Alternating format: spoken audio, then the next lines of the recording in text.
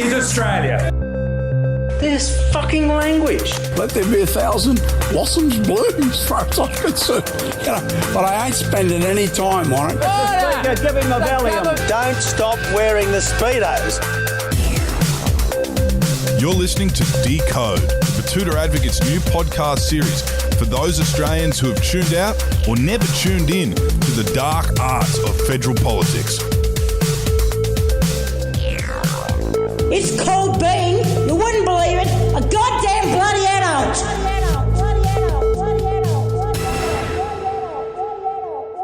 Hello, I'm Clancy Overall, editor of the Betoota Advocate. And I'm Errol Parker, editor-at-large of the Betoota Advocate. Welcome to Betoota's new DECODE series, a podcast for Australians who have either tuned out or never really tuned in to the needlessly complicated bin fire of bullshit that is federal politics. As the nation approaches the federal election, we thought it was time to break down and decode all of the waffle and spin the media and politicians put in front of us to keep us in the dark. A regular segment on this new series will be our weekly interview profiles of Australian politicians, where we put questions to them and expect them to answer them honestly. Who knows, some of them might just come across as real people. And today we've hit the ground running with a veteran of Labor's right faction who, like all politicians, is desperate to be humanised in the eyes of voters. For our first interview profile of the Betoota Advocate's new DECODE series, we are joined by federal Labor Senator, former New South Wales Premier, former Sky News commentator, and former American citizen Kristina Keneally. Thank you for joining us. My pleasure. Thank you so much. Now, Senator Keneally, I'll get straight into it, and this will kind of, I guess, give you a chance to tell your story. I want to ask, first of all, I want to say that you are the first person I've ever met who was born in Las Vegas. You were raised in Ohio. You were educated over there too. So no offence, if it comes across that way, I don't mean to sound racist, but can you tell us how you ended up becoming the most powerful politician in New South Wales? And furthermore, how did you become a Rabbitohs fan? Great couple of questions. Here's something else that you didn't put in that bio. I am a 7th generation Australian and a migrant to Australia. So my mother was born in Brisbane. Her family goes back several, 6 generations before her. And her mother married an American GI during the war. So my mother born here. She's still an Australian citizen.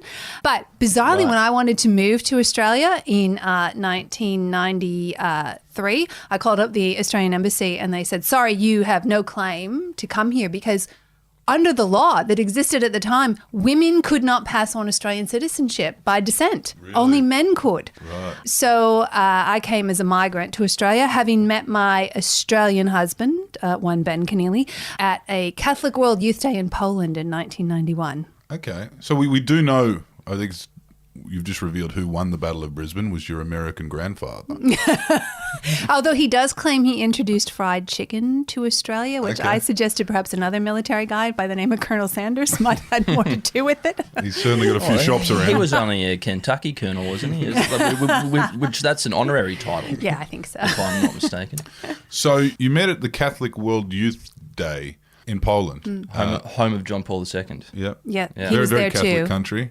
Mm. What was going on in your life that led you to travel with a bunch of fun-loving Catholic kids? Well, in university, I was the president of the National Association of Students at Catholic Colleges and Universities. And I think it's important to understand America has like 400 Catholic colleges and universities, a very different kind of system. So I was the president of that, and I was involved with student politics there. I had interned for the Democrats, and I got sent by the U.S. Bishops' Conference over to represent the U.S. at this Catholic World Youth Day. And right across the hall in the dormitory we were staying in was the Australian representative. Pretty good-looking guy. Yep. So what was the turnaround there? Was it like the next year you moved Catholics to Australia? Well, yeah, I got to say, to that point, Errol, I'd gone to a Catholic university where we had single-sex dorms. So the idea that there was actually a boy across the hall was something a bit interesting. Who was lying about being a dolphin trainer. Well, you're in Europe, and I guess, sort of back in the early 90s, Australia was, a bit more straight-laced. Mm-hmm. Actually, the Australians represented themselves in the usual style at that conference. Bit of Dundee, yeah. In the crossword and Scrabble competitions, I hope. Yeah, a lot of beer and pizza too. But anyway, no. In fact, because you got to think back, this was before mobile phones. It was really before the internet was widely available, and we wrote letters, and over the course of 2 or 3 years, wrote letters. They were once a year visits, and then Really? Yeah. It's real notebook stuff. It really is. There's shoe boxes of letters up in the closet, which my children would probably be horrified if they were ever published or read. But no, after a few years of that, we made a decision that we give this a go, and I came to Australia. Right.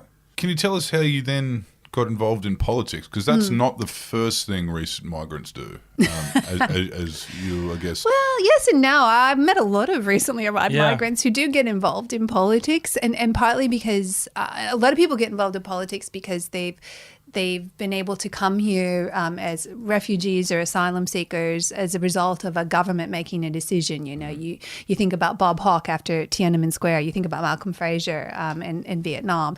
And so I think that I've met a lot of people who've gotten politically involved because they're very grateful that a country gave them an opportunity to escape persecution. In my circumstance, it was more the case that one of the things my husband and I shared was a love of politics and social justice, a commitment to social justice. And so when I moved here, as I said, I'd been involved in student politics and I'd worked for the Democrats in the US.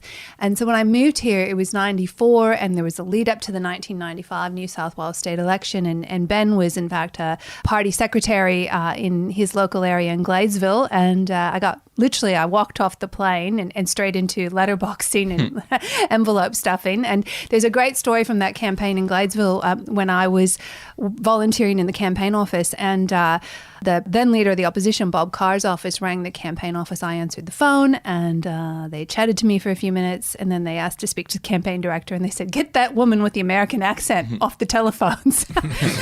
And the great thing about that story is the guy that said it was one Walt Secord, who then went on later on to become my chief of staff when I was premier. So he would walk around constantly saying, I was wrong that day. I was definitely wrong. there was a little bit of that sentiment too. The Yanks, we won't be told what to do. Yeah. So when you joined the Labor Party, they, as we found out during the crisis with the citizenship, is that the Labor Party asked you if you are a citizen of another country. So how quickly were you able to throw that American passport in the bin? Well, I did it quite quickly when I nominated for the seat of Heffron because, actually you don't technically need to relinquish dual citizenship for state parliaments, but at that time... State parliament, okay. But at that time it wasn't entirely clear, and there was also a view that, it was a good way to demonstrate that I had a clear commitment to Australia. And I had decided well before that Australia was my home. This is where I was going to build my life and raise my family. So it was pretty easy to relinquish American citizenship. You literally have to go into the consulate and put your arm up and swear. I am done. Yeah. I am done. Are the guys on the border ever confused? Like when you come into always LAX and they're like... Yeah, I've been asked for why aren't you traveling on your American passport? A Midwestern accent. And the birthplace. And they say, why aren't you on your American passport? And I have to explain. And I've got a diplomatic one that's the size of a laptop here for you to scan. Yeah. I grew up watching a lot of and television. I'm in the fast lane too, it isn't like I'm at the back of the queue. The fun thing about giving up American citizenship is that the State Department actually publishes quarterly the list of people who have relinquished their American citizenship, and they publish your name and the place that you did it. So if you go back and search way back and when I did it, and I'm sure this is not it's like you read it, it's like Cuba, Russia, Sydney, Cuba, Russia. In 1991, yeah. So, Senator Keneally, what do you think it was that drew you to the Labor side of politics? It seems like you and your husband were always interested in politics, but what was it that brought you to Labor? Were you a union member? Unions played a pretty significant role. In fact, almost a defining role in my youth. And that's this: when I was, America doesn't have anything like we've got in terms of HECS, so I had to work to put myself through university. And I worked at the company my father worked at, which is a fiberglass manufacturing. And I was on the factory floor of that fiberglass manufacturing company, taking these huge rolls of fiberglass off a machine and kind of wrapping them and sending them down the assembly line. And it was hot work. It was itchy work. It was, but it was... Sounds so itchy, actually. It was incredibly itchy. These little glass fibers would get caught You'd between... be You had to wear these canvas mask suits. wearing then. Yeah. Oh, yeah, no, I'm definitely... I'm good with PPE. But the reason I say the unions are really important is I was what they called casual work to fill in for when people were on leave. And the union had been trying to ensure that casual workers could join the union. It was the Teamsters. I saw The Irishman. Yeah. Also not far from where I grew up, that story. But anyway, the machine that we worked on, when I got there, it had a safety switch and it spun really slowly and you had to stand like 4 meters back. But I got that job because the woman who was literally a few months older than me, who'd had it before me, was killed on that machine when you didn't have a safety switch, when it spun much more quickly and you're applying this adhesive tape to it. And, you can imagine what happened. Mm-hmm. Yeah. She got stuck on the adhesive, spun around and killed. And, to me, I still think about her. Leslie Lambert, 31 years separates us. 31 years since she died and a few months separates us. And that could have easily been me or one of my friends, because the union had been advocating for that machine to be made more safe, and they'd been advocating for casuals to be able to be represented by the union.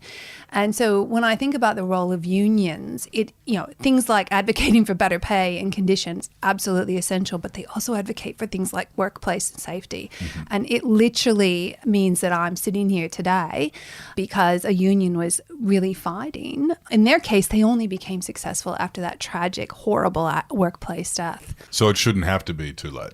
No, it shouldn't. It shouldn't have to be. It shouldn't. And that's why it's so important. So I say to people, and I say to my own kids, join your union. Yep. Join your union. Every good thing that's come for the Australian worker has come because of unions. 8-hour work days, annual leave, paid parental leave. These things don't just fall out of the sky. They're there because workers come together collectively and agitate for them. That's a pretty good explanation as to why you'd be drawn to Labor. Why did you, we'll skip past that whole first part of your political career where you ended up as the most powerful person in New South Wales. And until, as what happened with Anna Bligh in Queensland, you had to pay for the sins of the party at the polls, I guess. And we, like we all do at some point in our lives. We've tried to get Barry O'Farrell on here. He won't go near us. But maybe he can join us for the state government DECODE series. We'll maybe you should offer him a bottle of wine. Oh, okay, there she is. What that was? You can take the girl out of the bear pit, but you can't take the bear pit out of the girl. Well, it was the bottle of wine on top of the iceberg of a number of things. Anyway, we'll move on. The casinos and whatever. So tell us, why did you move from New South Wales politics? Did you always envision federal? No. And really, I think it's worth, when I left politics, I really did feel, well, that was it. I had my opportunity. Yeah. I had the privilege of being Premier, an amazing privilege, and to be the first female Premier, which was quite extraordinary. And I really did not anticipate or even think that a further career in politics was something I wanted. I went and worked for Basketball Australia, which is a job I loved. Then I went and after doing that for a few years, went and worked at Sky News, which, if you think about Sky News today, might be hard to believe that I was. Well, it was Sky News in the daytime. Mm. It was in the daytime, and it was also at a point where Sky News was a very different creature. Like when I joined Sky News, Stan Grant had a 2-hour show from 6 to 8 p.m. called The World with Stan Grant. Now that time slot's occupied by Peter Credlin and Andrew Bolt, it's a very different posture. I was enjoying that. I really was, because you can still shape political conversation and make a contribution. But the change of fate very much came in a phone call from Bill Shorten seeking me to become the candidate at the Bennelong by-election. And I never actually thought I would win the Bennelong by-election. We've only held Bennelong once in the entire history of Australia. But it was about taking up the argument in what was going to clearly be a big national contest just before Christmas, and Malcolm Turnbull was on the nose and really putting the heat on the government at the time. And my husband and I were living in that part of the world. His mother lived lives there and our children were going to school there. And you know, I remember going home to Ben and saying, all right, they've asked me to do this. What do you reckon? And I had been secretly thinking, I feel like I should do it. I really do. And Ben said, no, you got to do it. You've got to do it. We've got to stand up for the Labor Party. You've got to stand up for working people. You've got to stand up and have a crack against this terrible government. And it really went off and on from there. And I think often the biggest decisions we have sometimes in life are the ones we don't expect. And it's what you might have a plan and you might have a view, and that's good. And I think people should have plans and views about their lives. But sometimes you get an unexpected invitation, and it's what you say yes to. Yeah. And I think, you know, when I met my husband, I wasn't exactly looking for a partner at that point in my life. But here was this guy who kind of intersected into my life and made no sense. He was from Australia, and I said yes to that.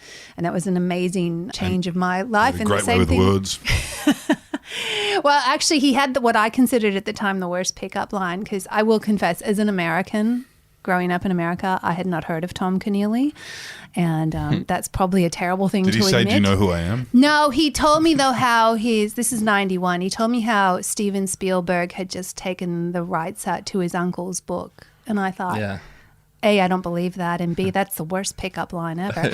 And Yeah. What's turns the out, movie about? yeah. How do I fact check that? It turns out, you know, Schindler's List was Yeah. one of the biggest movies of all time. And, and I very quickly learned who Tom Yeah. Keneally was. But I have to say, at the time, Americans really weren't reading a lot of Tom Keneally.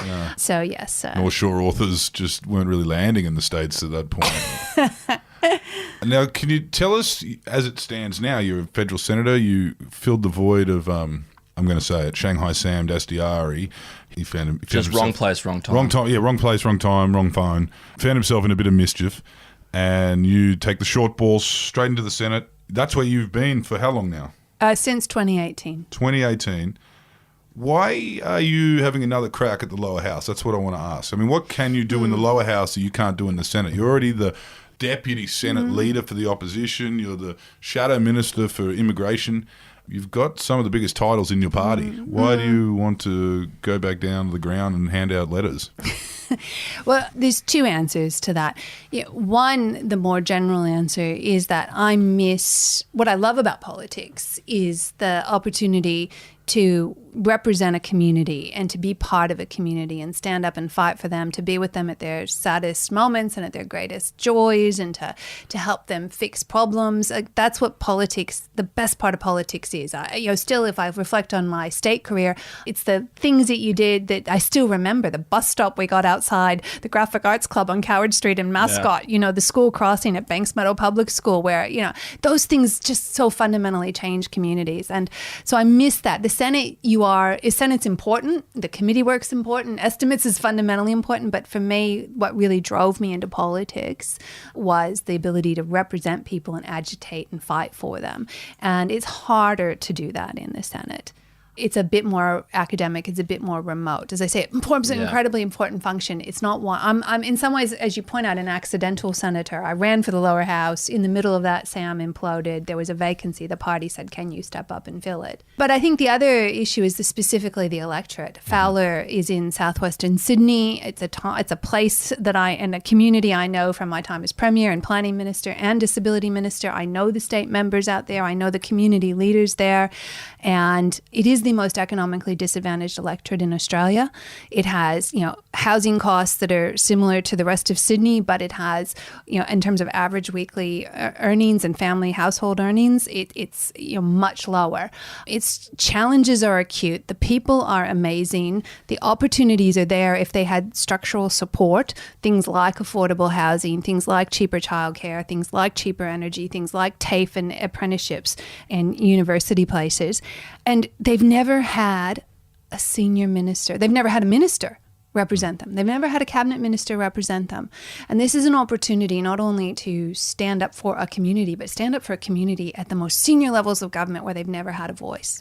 So when you ran in Bennelong, you live less than a kilometre outside of the electoral boundaries. So, we can't humanise you without asking, have you bought a 20-year-old Hotondo home out the back of Cabramatta yet? Or No, we've moved to Liverpool. Yeah. We've moved Yeah. to Liverpool, my husband and I. My children are grown. They don't live at home anymore. So, but yeah, we've got a place in Liverpool and loving it. Well, Yeah, I it's do want to terrific. say this for those on the tractor listening in. Senator Keneally has received a bit of flack from the media and members of her own party for deciding to put the hand up to run for this Southwest Sydney I seat. think I might have received some from the Betoota Advocate. Yeah, a little bit of that. Yeah, It Cabra was Keneally. good. Yeah. It was good. news is news. Now, for those listening who are from, all around or on the tractor, as we say, the electorate of Fowler is a federal division that includes kind of some of Sydney's most famous migrant enclaves. So we're talking about Cabramatta. You've probably heard that. Probably heard of Liverpool. It's an area with a population of about 50,000 Asian Yeah. Australians within the electorate. So through the research, which we've done on you, we've done lots, I haven't been able to deduce that you are Asian. And, I mean, I was going to ask if you ever worked in a factory. You've already cleared that up. I was saying, what makes you think you're best to represent all of these diverse needs? I mean, outside of, pedestrian crossings and, the infrastructure you can provide like you did in Mascot at a Yeah. state level, there's a lot of nuance and a lot of cross-cultural sensitivities. Do you think you are up to it? Well, as a former Premier of New South Wales and a former minister, this is something I've had to do quite effectively throughout my political career. And indeed, in the state seat of Heffron, it has a very similar profile to Fowler. Half the people there are born overseas, nearly 3/4 have at least one parent born overseas, and an incredible mixture. You're right about Australians of Asian background, Chinese, Vietnamese, Cambodians, Laos. Quite notably, Fowler also has the highest number of Bosnians, the highest number of Assyrians, a very high number of Armenians. It has a significant Italian immigrant community, that one being maybe in the second generation now. A lot of concrete. There's a lot of diversity. Like, Fowler is amazing in that it literally is the whole world living there. It is literally the whole world living there. You can walk down streets in Fowler and hear people speaking Aramaic, the language of Jesus, the Mandaean community. And so, it's an incredible example of multiculturalism. We say Australia is the most multicultural nation, successful multicultural nation on earth, and it is. But I think you would be struggle to find anywhere in Australia where that is most well demonstrated than Fowler. And you talk about Americans. I would just note that the Liberal mayor of Liverpool, one Mr. Ned Manoon, lovely guy by the way, is also American. It is literally quite a diverse, extraordinary place. And one of the benefits of coming as the former premier is many of these community groups, the Chinese Buddhist Association, the Vietnamese community in Australia, they have same leadership structure that they had and the same people. And they're people I know and I've known for more than a decade now. So it's really been lovely, the welcome that I have received in coming back to a lower house seat in that community. Have you ever tried kava? Yes. It's in the actual Yes. Fijian Indian Yes, supermarkets. yes. That's the key. I've had my brother-in-law lived in Fiji for a while, and in fact, my niece is from Fiji. But I can't say it's my favorite thing, but yes, I have tried it. Okay, we'll move on past the eligibility now. You did not inhale. I did not inhale the kava. Senator Keneally, the current government, so not your mob, the current government is facing quite a lot of criticism for the kind of bumbling management of this pandemic. Yeah. Now, the public was initially quite sympathetic to the shift in goalposts and the targets and the rapidly changing plans that Scotty was putting on the table, because there was unlike the bushfires, with the pandemic, there was this feeling, amongst the population, the electorate, that he's only building the plane as he's flying it, so are we. There was that feeling. But now it's gotten to the point where the noise and the criticisms kind of looks like it might leave a lasting legacy on the man. Can you tell us, had Bill Shorten won that last election, how would have Labor handled it any different? Few things. I make this observation. We're in the middle of an almost unprecedented crisis, particularly in modern Australian history, and the role of the federal government has actually shrunk. Never before in a crisis has the national government shrunk its responsibilities. And yet, things like aged care, which is clearly a federal government responsibility, quarantine, the international border, the federal government actually stepped back, not stepped up. And I think when we look back at this pandemic, when we get past it, and we will at some point have some kind of examination of the government's response, but I think even history will judge, the extraordinary thing is the absence of federal leadership. The fact that we've had states going their own way on things like state borders, making their own calls about how many people from overseas can come into their jurisdiction. That's extraordinary at a level that I don't think that we've kind of become normalized to it, but it is actually quite extraordinary. And when National Cabinet, the so-called National Cabinet first started, we welcomed it because we kind of thought this could be good. You know, you've got the premiers and the prime minister. They're going to come up with a national plan. They're going to work together. And it so quickly broke down because, you know, when we had a Liberal Premier in Gladys Berejiklian and a Labor Premier in Dan Andrews, with the most populous state, saying, hey, schools cannot open during the height of this pandemic. And the Prime Minister saying, no, I want them open. And they had to, against the Prime Minister, had to take decisions in the best interest of their citizens. And that's, into my mind, a point where the Prime Minister was playing a political game. An ideological game. Do you think he was waiting until one of them dissented from the National Cabinet so that he could say that it was on them? You know, this is my perennial question about Mr. Morrison. Is he a manipulative, evil genius, or is he just bumbling through Scotty from marketing, throwing spaghetti on a wall to find out what sticks? It's possible that was the devious plan, or it's possible he just took a view, if I duck under this and let other people take the blame, none of this will stick to me. So you're saying you're not really that confident in his leadership? Breaking news. No, I don't think he wanted ever to be the Prime Minister, really. I mean, he was just in that room and they were like, I disagree. I reckon, do you reckon he was sharpening knives? I reckon the manipulation that was going on was quite extraordinary. Yeah. You got any goss you want to give us? Like, you're on a... No, not goss in that I'm not inside the Liberal Party. I don't know exactly what's going on. But you read things like Nikki Sava's book and others where, you know, it quite clearly there was a machination of let Julie Bishop go out and do this, let Peter Dutton go out and do that. We're going to hold this back. We're going to, you know, put my arm around Malcolm Turnbull in the courtyard and say, this is my Prime Minister and I've got ambition for him, and then knife him in the back 48 hours or whatever it was later, you know, days later. Who, in your opinion, because we want gossip now, and this is all part of the DECODE series, who do you reckon, and you can just say, because we'll say our theories, who do you reckon sent that message to Gladys? I don't know, but I tell you this. I will say this. I will say this. I see the government out now. Heard Greg Hunt do it. I've heard the Prime Minister do it. Say, well, we don't believe that's real. Mm-hmm. Let me just be clear about something. I know the journalist who has the messages. I hosted a show with him on Sky News. I know him incredibly well. Peter Van Onselen, he hasn't made this up. This is real. This is genuinely real. Even we've seen the text messages. It's just, you know, who wants to get sued first? Yeah. So, I mean... Warren Inch? Warren Inch. I don't think he's in cabinet. The only assets I have in this world is this MacBook and an this roadmap, and an NC Fairlane. Well, that's why we're the ones who are going to eventually leak it.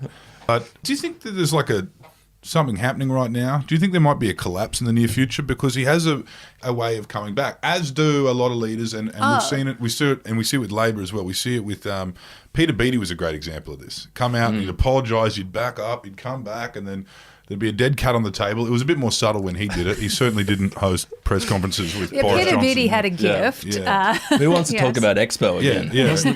Who wants to? Wasn't that a great time for Brisbane? Let's deport Djokovic. Right? He's a bit more subtle than that. But Labor actually, you could argue, have pioneered this in many ways, in this ability to keep moving forward. You know, Labor has won in opposition twice in about 100 years, but when they're in, and they stay in. What do you think? It's good though that now they've got that anti-knife law. Yeah. Where like if Albo wins, he's gonna do 4 years. Yeah. At the very minimum. So are you asking me, are they going to get rid of Scott Morrison? Do you reckon they're in turmoil? Do you reckon? Oh, they're absolutely in turmoil. They're absolutely in turmoil. Whether that amounts to a leadership challenge remains to be seen. It would be a pretty risky move, you'd think, right now. But are they in a world of pain? Yes, they don't like each other. Clearly, they're at each other's throats here in New South Wales. The Libs don't like the Nats don't like the Libs don't like each other. Clearly, some people don't like the Prime Minister. So, I think the thing about those text messages that really stuck out to me, though, the language was pretty full on about, the names that he was called. But, I think, Psycho. Yeah. The thing that stuck out to me was when Gladys Berejiklian said, people will die today, and he's playing politics. Yeah. And I think that does him more harm and I think it does him more harm for this reason. People expect, I'm not going to like some of my colleagues, they're not going to like me, whatever, that's the nature of any workplace, right? But the idea that the public already have a suspicion that Scott Morrison plays politics, and that I don't hold a hose mate is the line that has defined him and nailed it. And what these text messages just confirm is what people had already suspected. And I think that's the damaging part for him. So we have to ask you some regional focus questions, being, a regional broadcaster. Okay. Over the past couple of years, the federal government has done its best to patch up relations with one of our biggest trade partners in China. Do you think that particularly the more primary industries of Australia, in agriculture, would they be better off under a Labor government moving forward? I mean, a lot of people in the bush are looking to re-establish ties with our greatest marketplace. Yeah, look, the tariffs and the barriers to our exports is a significant concern, and it has been for some time. And it is true to say that the posture of China has changed, their approach has changed, and that's going to be the case no matter who's in government, right? Yeah. And, a change of government in Australia isn't necessarily going to change how China behaves. I think the important thing here is, what can you do about it? And, one, the hyping up of domestic political arguments for domestic political purposes about China doesn't help. It doesn't help. Two, trying to resolve some of these and work through them with China would be a more appropriate approach. And, for example, there are measures that Labor has supported, like cases to the World Trade Organization and the like, insisting upon the rules of the road when it comes to trade. But I think the other thing to think about when contemplating an approach to China is that point about the domestic politics. And let me just sit on that for a second, because what we have is a government that is really breaking what I call a bipartisan compact in Australia. We have a bipartisan approach, by and large, to foreign policy and national security because it should be in the national interest. It shouldn't become a political football for domestic political purposes. And yet we've seen that in recent days by a Prime Minister who I do think is desperate, who I do think has a party in turmoil, and who's seen his electoral fortunes really suffering. And therefore, I suspect he's trying to manufacture these debates. What we will do is take the politics out of it. We will work with exporters to help them diversify their access to other markets, because under this government, not only have we had the barriers to trade imposed by China, but we've also become more dependent on China. Like, we've become more concentrated in exporting to China. Yeah. So I think that's the other side of this, is we should be working hard to get those barriers removed with China, but we should also be working hard to diversify the markets that our exporters have access to. There's a great book that I think a lot of people in your party should read called Breaking the Sheep's Back, about the wool crash. I know at the time it felt like for the sheep and cattle graziers that Labor was in no way interested in reading that book, but it's about when Australia held on too long to England and didn't make the move on the American market when they should have. Yep. The Wool Board's saying that 93% of their exports go to China, and they're taking that to a government right now saying this is a concern of ours. And the response is, you need to diversify. Yeah. How would you, in government, as Labor, on behalf of almost every one of these producers in an electorate that has no interest in helping you get into power, how would you help an industry like that diversify? Yeah, so one, many of this will fall under not my portfolio responsibilities, but our Shadow Minister for Trade, Madeleine King. But I do think it is about, sitting down and saying, okay, let's talk about the markets that you do want to get into and what barriers are in place and what can government do to help remove them. Let me give you, for example, an area I know better, which is around the international student market, because they are similarly dependent on China, right? Yeah. And they have similarly had, our higher education is similarly faced, with the border closure, a real collapse in its revenue, its funding, and the benefits. It's the only way you can get into WA now. Yeah. Wow. And so in that circumstance, it's like government set up a set of rules and conditions and funding rules around universities that pretty much funneled them into that. And universities had been raising a flag and saying, this is a problem for us. So in that circumstance, it's like, okay, what are the opportunities to diversify funding? What do you need this funding for? Research. Okay, when we saw the Prime Minister make a big announcement this week about research funding, but our universities have been putting up a red flag for years saying our funding is too dependent on this. And then what are the other student markets we should be looking at? And what are the things we should be doing? So let me give you an example. In the pandemic, while the borders have been closed, we haven't had any international students coming. During that time, countries like Canada and the United States were out processing student applications, visa applications, and giving guaranteed visa spots for as soon as their borders opened.